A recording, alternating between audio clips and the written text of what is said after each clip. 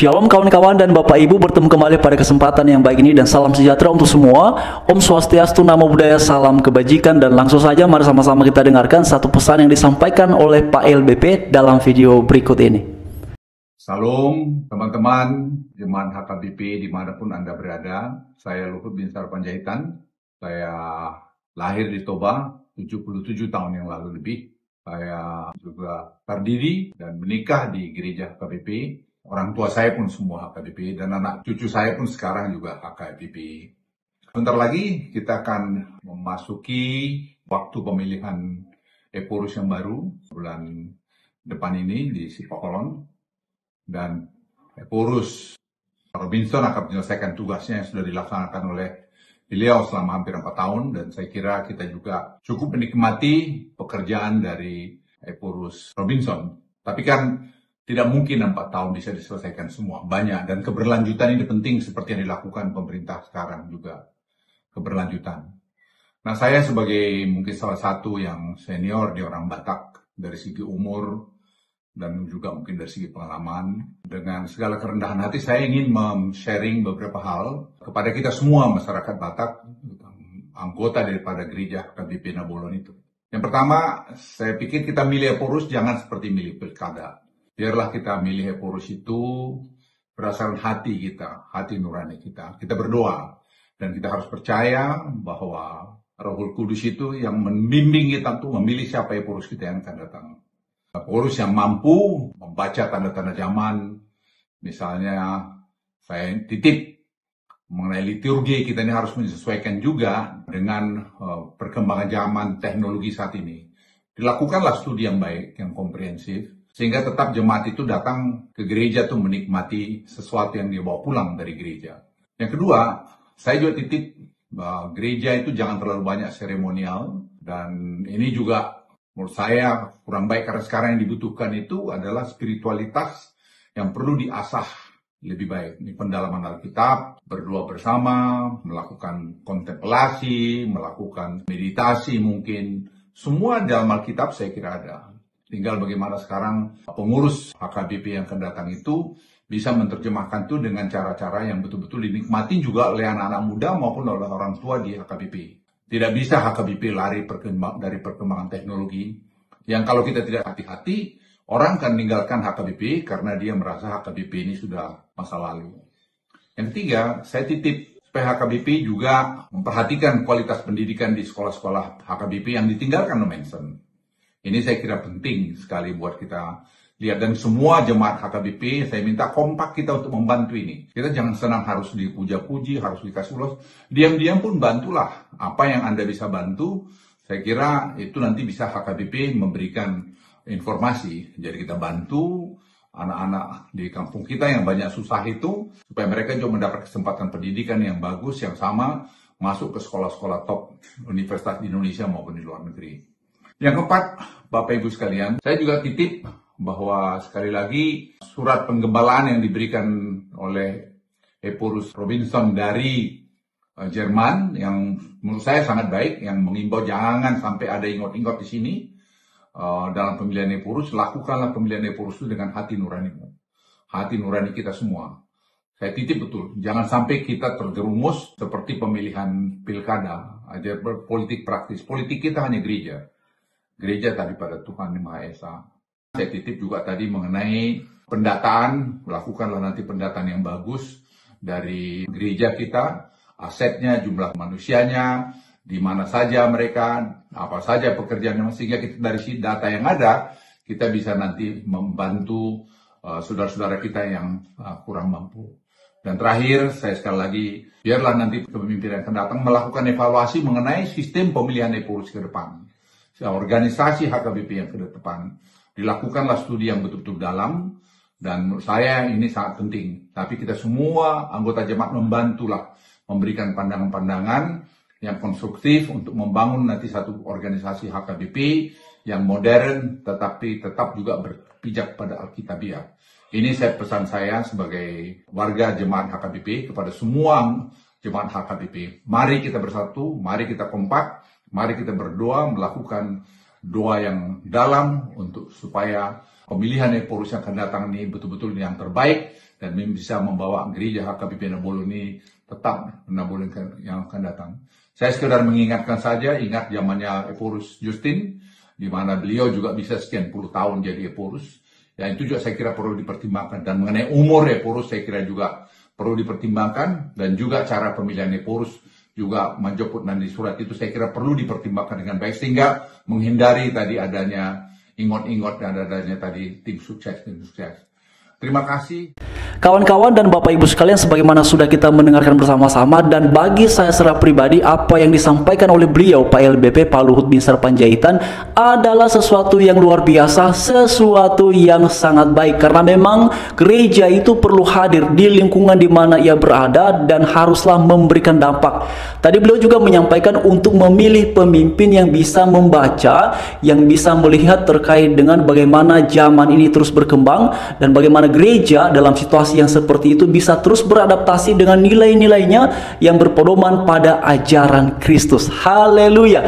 Jadi kawan-kawan dan Bapak Ibu sekalian, saya secara pribadi juga mengucapkannya, semoga nantinya pemilihan Eporus di gereja HKBP ini bisa berjalan lancar, dan bakalan ada Eporus yang terpilih yang tentu saja diurapi oleh Tuhan dan diberikan hikmat oleh Tuhan supaya bisa mengarahkan, memimpin gereja terkait dengan dinamika situasi yang terjadi di bangsa kita di Indonesia, dan bagaimana gereja ya tetap dalam posisi berkembang, terus maju, dan kemudian juga bisa ikut berkontribusi, ya ikut memberikan solusi terkait dengan persoalan-persoalan kehidupan bermasyarakat, berbangsa dan bernegara yang ada di bangsa kita di Indonesia. Karena sebagaimana yang dinyatakan, diajarkan oleh Alkitab, bahwa sesungguhnya gereja ini kan tidak melulu untuk dirinya sendiri, tetapi haruslah menjadi perpanjangan tangan Allah bagi dunia ini untuk menyatakan kasih-Nya.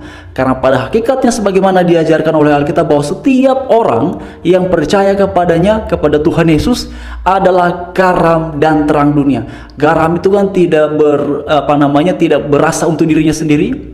Ya, terang juga tidak hanya untuk menyalakan dirinya sendiri, tetapi ada dampak yang dipancarkan, ada dampak yang diberikan. Nah, inilah yang kemudian saya harapkan secara pribadi, ya, semoga dengan pesan yang disampaikan oleh Pak LBP tadi, ya, Pak Luhut Binsar Panjaitan, ini juga bisa menjadi satu dorongan bagi saudara-saudara, sekalipun mungkin bukan gereja HKBP, ya, mungkin di sini yang melihatnya video ini bukan hanya berasal dari gereja HKBP, tetapi apapun itu gereja, kawan-kawan, Bapak Ibu sekalian, kita semua tetap sama di dalam Tuhan Yesus. Ya, mungkin ada yang gereja GBI, ada yang gereja AFY, ada yang gerejanya GKI, ya, macam-macam ya kawan-kawan dan Bapak Ibu sekalian, tetapi satu yang perlu kita ingat bersama-sama, kita semua sekalipun beragam, tapi kita satu dalam Tuhan Yesus Kristus. Haleluya, puji Tuhan. Jadi kawan-kawan dan Bapak Ibu sekalian, saya secara pribadi melihat bahwa Pak Luhut ini, ya, Pak LBP ini adalah sosok yang bisa dipandang sebagai figur yang patut, yang bisa untuk diteladani. Karena kalau kita lihat, ya, beliau ini tetap, ya, dalam beberapa itu videonya saya melihat, ya, terutama ketika beliau memberikan perhatian mengenai gereja, ya, beliau selalu memahami dan mengingat, ya, posisinya sebagai orang yang percaya kepada Tuhan Yesus. Dan dalam situasi yang seperti itu, ya, beliau ini tidak bisa dipungkiri, ya, di bangsa kita di Indonesia salah satu orang yang dipandang, orang yang dihormati, ya, karena beliau punya kemampuan, karena beliau mencintai bangsa ini, mencintai negara ini. Kalau kita ingat ketika di era kepemimpinan Pak Jokowi, wah, Pak Luhut ini luar biasa sekali, ya. Beliau bukan hanya sekedar menteri, tapi juga menteri kepercayaan. Ya, tugas-tugas yang harus diselesaikan dengan cepat, tugas-tugas yang harus diselesaikan dengan segera dan tepat, itu biasanya Pak Jokowi berikan kepada beliau. Waduh, luar biasa kawan-kawannya. Bahkan bukan hanya di eranya Pak Jokowi, ya, sekarang pun di bawah kepemimpinan Pak Prabowo Subianto, ya, sebagai Presiden RI, dan Pak Gibran sebagai Wapres RI, beliau juga mendapatkan posisi yang lagi-lagi sangat strategis dan menjadi orang kepercayaan. Ya, bagaimana tidak, beliau bisa menjadi penasihat presiden dalam ekonomi digital, lalu beliau juga bisa menjadi ketua Dewan Ekonomi Nasional. Wah, ini posisi-posisi yang menakjubkan, kawan-kawan dan Bapak Ibu sekalian. Itu sebabnya di bagian pertengahan saya bilang bahwa beliau ini bisa dipandang sebagai sosok yang diteladani, sebagai sosok yang bisa menginspirasi generasi muda gereja, generasi muda Kristen apapun gerejanya, ya, bahkan juga generasi bangsa ini, terutama dalam hal melihat bahwa beliau punya kecintaan, punya kerinduan yang luar biasa terhadap bangsa Indonesia untuk ke depan bisa lebih baik dan terus lebih baik sehingga kita bisa memasuki 2045. Kita bisa siap untuk menjadi negara maju. Haleluya. Nah, itu dia kawan-kawannya.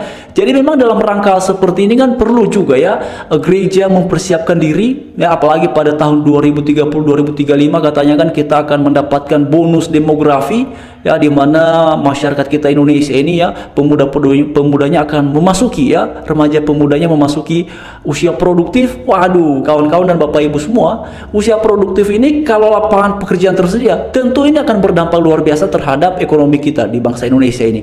Tapi kalau kemudian lapangan pekerjaan tidak siap, wah ini juga jadi pergumulan kawan-kawannya, tidak mudah jadi akhirnya ya.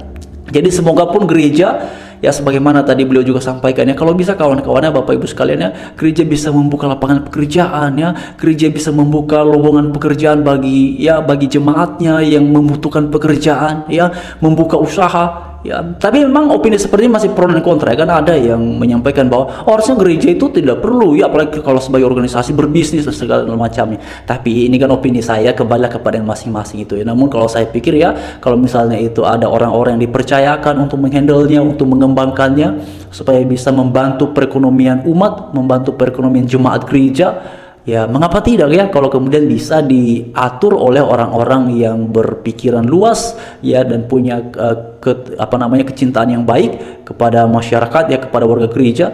Karena kalau kita lihat di dalam Alkitab ya kawan-kawan dan Bapak Ibu sekalian, misalnya kisah Yusuf ya, wah itu kan luar biasa Bapak Ibu ya, dia bisa mengatur ini, wah nanti bakalan ada kelaparan sekian tahun, maka di musim panen sekian tahun ini maka kita harus mempersiapkan begini-begini. Bapak Ibu dan kawan-kawan sekalian, menabung seperti itu tidak sederhana ya. Ini kan kebutuhan suatu bangsa juga harus diberikan, tapi di satu sisinya juga harus menabung, mempersiapkan untuk kebutuhan pada masa yang sukar. Waduh, jadi tidak sederhana itu kawan-kawannya. Tentu ini membutuhkan hikmat dan pertolongan daripada Tuhan. Haleluya. Jadi kawan-kawan dan Bapak Ibu sekalian, sebagaimana tadi sudah kita dengarkan ya, penjelasan ini disampaikan oleh Pak Luhut Binsar Panjaitan. Saya lagi menyampaikan ucapan terima kasih dan semoga pemilihan Eporus ini ya akan berjalan dengan lancar, dan para calon yang sudah dicalonkan ya, yang sudah mencalonkan diri, semoga nantinya akan ada yang terpilih, dan yang terpilih ini adalah sosok yang memang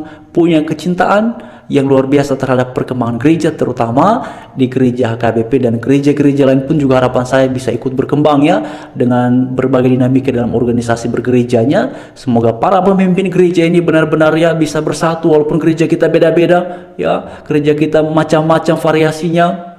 Tapi jangan lupa bahwa kemitraan antara lembaga gereja, antara gereja yang berbeda pun perlu sekali untuk dibangun supaya kita bersama-sama dalam keberagaman pemahaman ya, karena itu suatu keunikan yang harus dipupuk dan dirawat. Jadi kita bisa bersama-sama untuk saling melengkapi, saling mengisi dalam membangun bangsa kita Indonesia.